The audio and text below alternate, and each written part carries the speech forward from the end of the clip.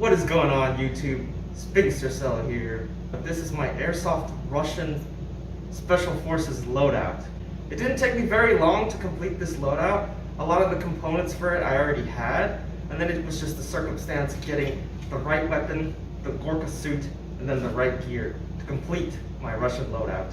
So I've always been a fan of Russian-themed military and their loadouts. I especially love the Gorka suit, which is the basis for my loadout. And I feel that already the loadout is very comfortable, very easy to use. I do use this loadout on my local field at Fighter Town, which is a desert setting, which obviously it's not the best, but I like to wear black, and that's not the best for that either. I actually started making this loadout for the purpose of playing on PSA at Copperhead, but I did not get a ticket this year.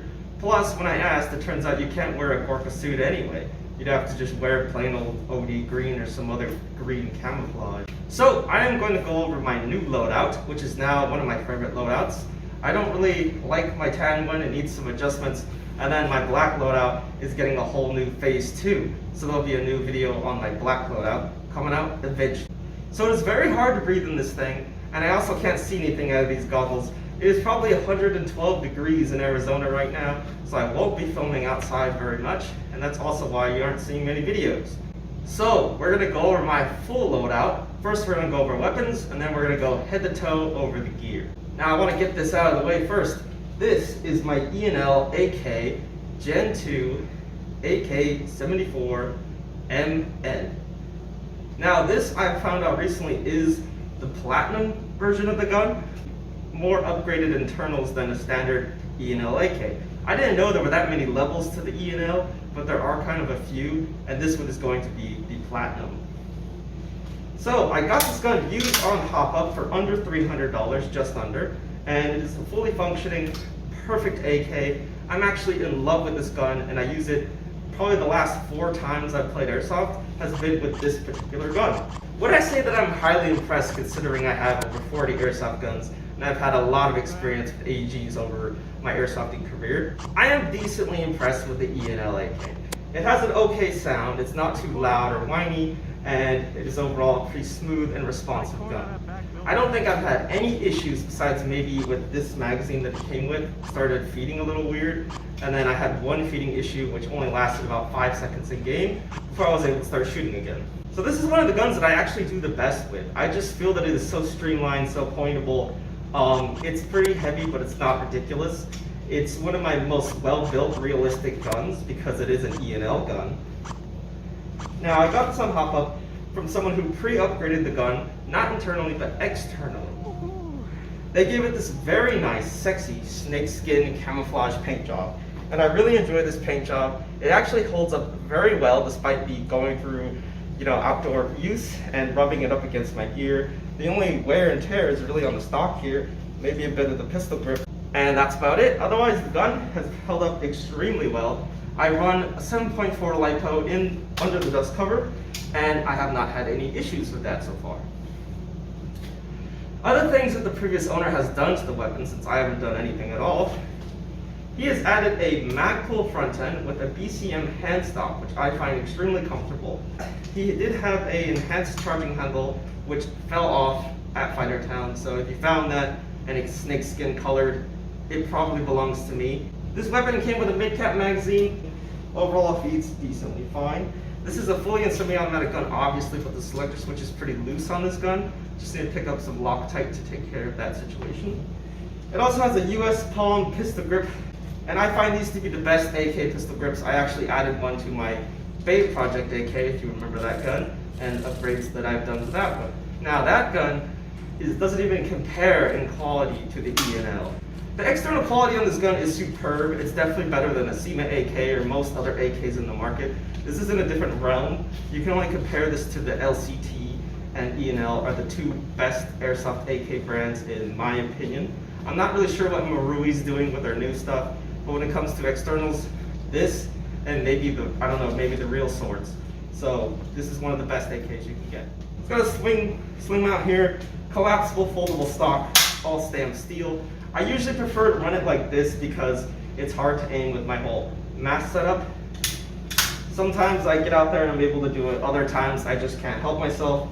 It's so much easier for my setup to aim like this. Overall, it's kind of heavy. I'd say it's about maybe 8 or 9 pounds, probably 8. I don't have any optics on it. I actually like using iron sights on AKs. It does have a quick train spring in the back, and the battery does go underneath the dust cover.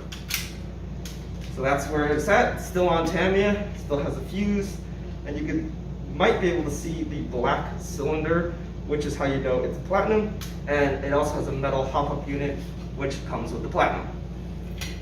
Okay, so that was my primary E&L AK. My secondary is actually kind of a unique gun, actually a very unique gun. This is the G&G GTP9 in rose gold, limited edition gun. Now, this gun has turned out to be not too bad, and I actually haven't really used it very much. It was going to be a collector's piece, but since it doesn't scratch up or get too dirty, I've been taking it to each game since, and it has been my secondary since I bought it. Now, this is the rose gold edition of the gun. It is beautiful. So this is one of the fanciest pistols I can think of besides like a custom high kappa. It works pretty well. It is a gas blowback pistol, and it has a plastic slide, which makes it a little more faster. I wish I had a metal slide, but G&G decided to go that route. So it has a threaded outer barrel, so you can add suppressors. It has quite a nice look to it, and interchangeable back straps, and pretty decent recoil. I have attached my replica Surefire X300, which allows me to put it into my Blackhawk Omnivore, which I have jury-rigged with zip ties onto a leg panel, which now is become a drop leg instead of what I used to have, a hip holster. So I prefer drop legs now. It's just more in line with Ghost Recon, which I've been playing a lot of, and it is more convenient, especially if you have a suppressor, which was one of the reasons I did it, because having a suppressor here and pulling out your pistol with that equipped was too difficult, so I had to go with the leg. So that is my new sidearm that I'm preferring to use. It is decent, and I quite enjoy the look of it. It gets comments and compliments every time I bring it out.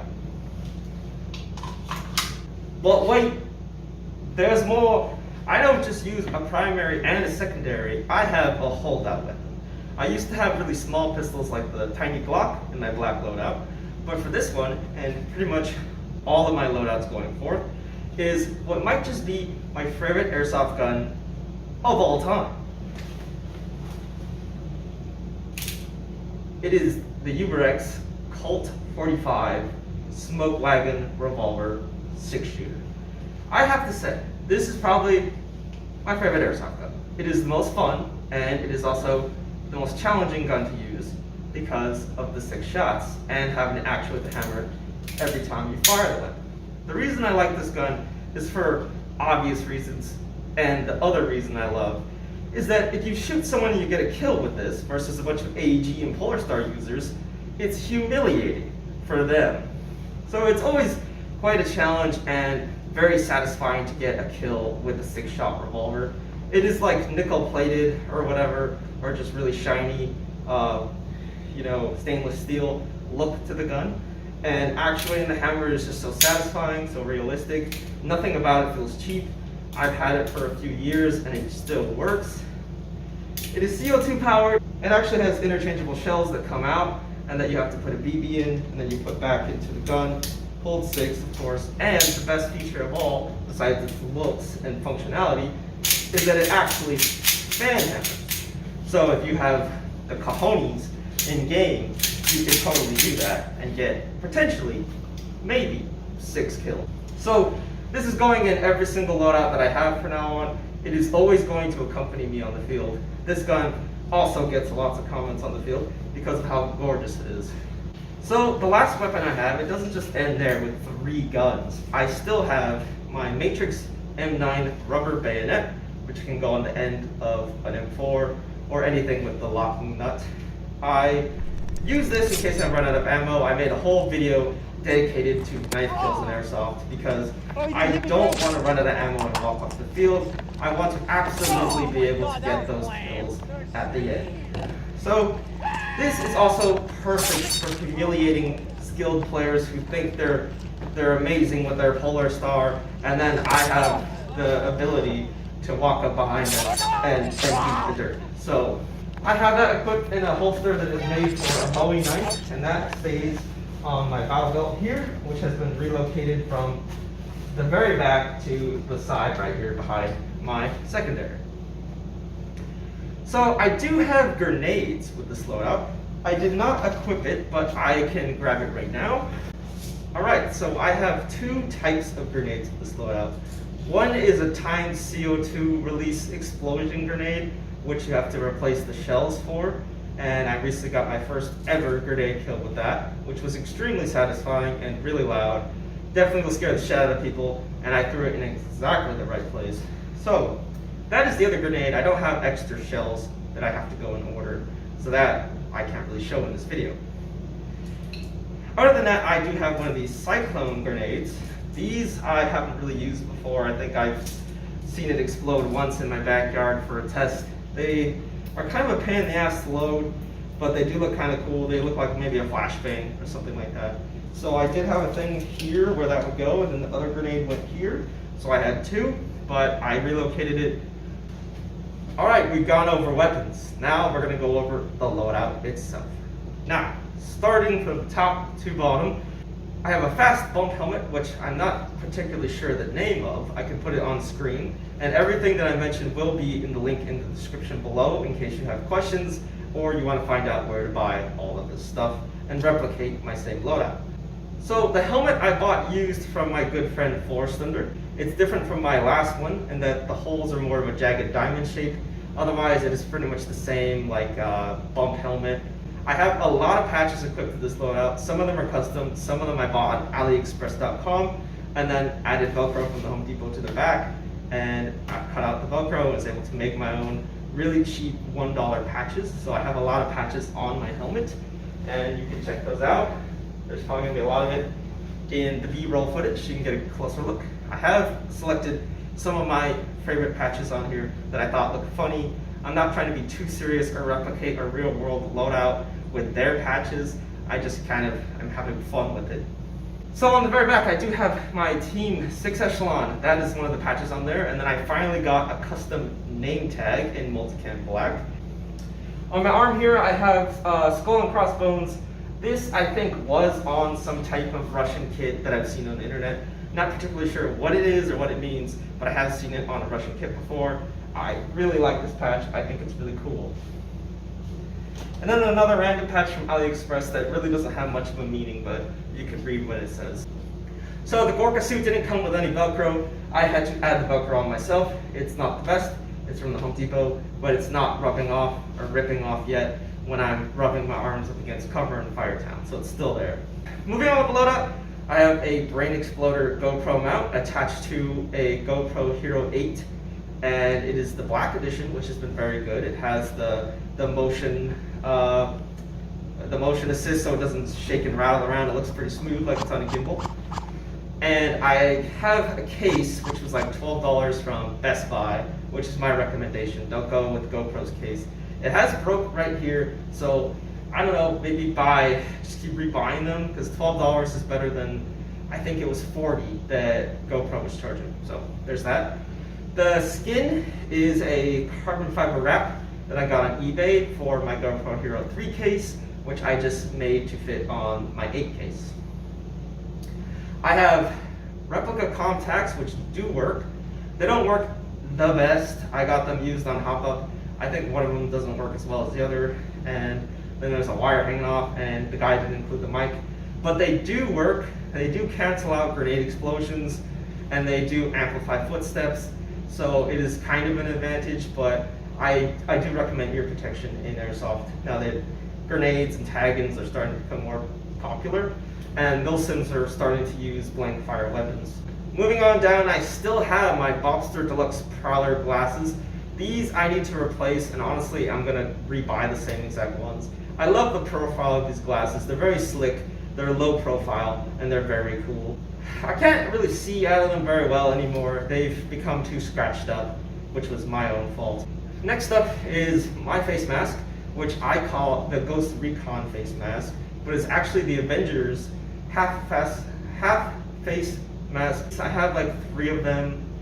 I have my traditional black one from early on, and then I had the tan ones, and I took one of the tan ones. I melted the hot glue with a soldering pen and removed the neoprene front face from the mesh mask, and I have added Velcro to the back of that. I spray painted it OD green, and I have reattached it to my new face mask, which came with the storm mask. So it is one of the more comfortable face masks where there's only metal in the front and the sides are like a soft bendable material with Velcro on it. So I have basically made my own removable face mask to accompany this type of airsoft mask. Underneath everything is much more comfortable baklava face mask, but it is in a multicam black. This is to accompany my phase 2 black loadout. But overall it works for this, of course. My Gorka suit is, I believe, a Bars 3 Gorka suit. I ordered this online.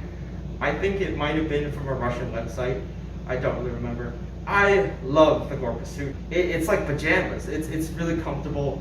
You have the elastic here. It's more of a one size fits all. I think they come in sizes, so this one's probably a medium. Although I'm 6'1", I think I weigh 175 pounds, but it fits me very well, as you can tell. It's supposed to be mostly green. Some people say it looks brown in the sun, and I kind of agree with them. Overall, it's got pockets here and here. There are pockets here and I believe here. The pants I really enjoy. They're very comfortable. It's the most comfortable thing that I put on in Airsoft. Most things are pretty uncomfortable. These gloves are the Impact 2s from Mecanix. I've been wearing them for a very long time. They should probably be replaced, and honestly, just like with the glasses, if I do replace them, they're gonna be the same exact gloves, just brand new again. I love these gloves. In my initial unboxing, I said that you can't use your cell phone, which is not true. You just need to press a little bit harder. Otherwise, they're very comfortable, very good looking gloves. Picked Mecanix Wears because, first of all, these are just really cool looking, very tactical, and they are very good for dexterity. Using small tools and manipulating certain components of your weapon is much easier to do with these low profile, very sleek, sexy black gloves. Moving on down, we have SSO actual Russian gear from Russia. Now I got this on Hop Up. It was relatively cheap, and I think I added, no, it definitely came with these AK shingles. They can hold 4 each, and they are Velcro based. Now the thing with this type of these pouches is that you actually need zip tie through the U loops in order to attach it to MOLLE, so that's what's going on there. I do have some patches here, which you can probably see, and I thought they were funny. One is from my friend Forrest Thunder, the one I got the helmet from, and then the other one is like a heart that looks like a grenade. Other than that, I have a 1-point sling, which is routing through the shoulder strap so that it doesn't dig into my collarbones or whatever, into my neck, like previous loadout. So it's good when a plate carrier has that on there. And if you didn't know, it's a great idea, of course. The battle belt is actually also SSO, and the bag on the back, which I use as a dump pouch, is also SSO. So all of this Russian gear comes in OD green. It is very good, high quality. I've had 0 issues with it so far. It's a little tight to get your head through, of course, and it's not very convenient to take it on and off. Otherwise, it's really good. It's pretty thick, so BBs aren't gonna transfer too much force into you when you get hit, so it's not like that. It does not take fake plates, but I do believe there's some type of polymer sheet inside of it. So that was my battle belt. Now, attached to my battle belt, I do have a standard cross draw, I think like Crossman holster for the Revolver. Had it pretty much since the beginning of Airsoft when I had stringers, so that was probably my very first holster ever. Now accompanies my Revolver. Other than that, you know, I am using the bag as a dump pouch, and I do have a holster for my bayonet, and then I do have my drop leg situation for my Blackhawk, like I said, Blackhawk Omnivore. Other than that, I do have pretty basic knee pads from Condor. My friend tells me that I should get rid of them altogether and just use the pants on the ground, which I don't want to get them too dirty or messed up. Now I will put on screen the type of knee pads that I do want to replace them with. Now the very last part to my loadout are these. These are my 511 Tactical ATAX boots, combat boots. These are very comfortable boots. They've proven to work really well, and I've been using them for years. Started off with the tan ones, which became very tattered. I had a whole video about replacing those with these, so that was a funny video. Otherwise, yeah, they're pretty good. They got the zipper on there, so you don't always have to tie them. They work extremely well in Airsoft. So those are the boots.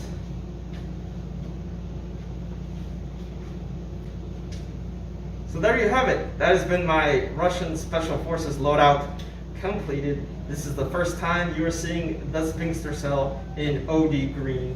I've been wanting an OD green loadout for the longest time.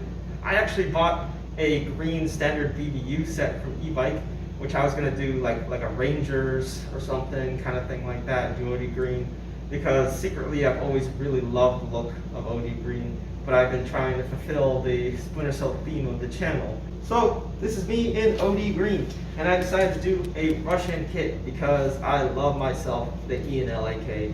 Definitely a fantastic, very fun, very well built, high-end AEG. I hope you enjoyed this video. I do have other loadouts. My most popular one, of course, would be the Copperhead one for my tan, and then I also have my black loadout, some offshoots like my lightweight loadout, and not anytime soon I plan to do a phase 2 for my black loadout, my Multicam black, and that will come out really not anytime soon. So don't forget to like and subscribe and watch all the gameplays featuring the E&L AK, the review of my pink pistol, and the unboxing and review of my revolver is all on my channel. Links to everything you see will be down below in the description if you'd like to buy any of it. Have any questions, don't hesitate to ask. And I hope you enjoyed the video. Stay tuned for more.